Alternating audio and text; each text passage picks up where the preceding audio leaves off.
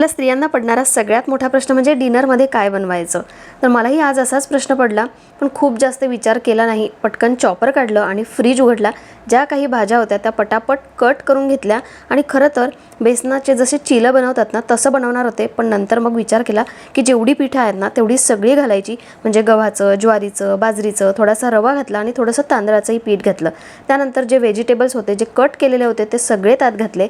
वरून फक्त हळद, थोडीशी लाल मिरची पावडर घातली आणि मीठ घातलं आणि जेवढं आपल्याला घट्ट किंवा पातळ बनवायचं आहे तेवढं पाणी घालायचं आणि छान मिक्स करून घ्यायचं. असे चिले बनवायचे नसतील तर थोडंसं पाणी घालून घट्टसर पीठ मळून घ्यायचं आणि त्याचे थालीपीठं बनतील मस्त. तर मी आता चिले बनवत होती तर रियांशलाही थोडीशी हेल्प करायची होती, त्यालाही ट्राय करायचं होतं. त्यानेही ट्राय केलं आणि काय बनलं माहिती नाही, पण भलतंच मस्त बनलं होतं. दिसतंय ना त्यापेक्षाही जास्त खायला मस्त लागतंय. या डिशचं नाव मला माहीत नाही, पण तुम्ही सुद्धा ट्राय करून बघू शकता. खूप मस्त आणि खूप हेल्दी आहे. चला आता आम्ही जेवून घेतो. आपण उद्या भेटूया. बाय.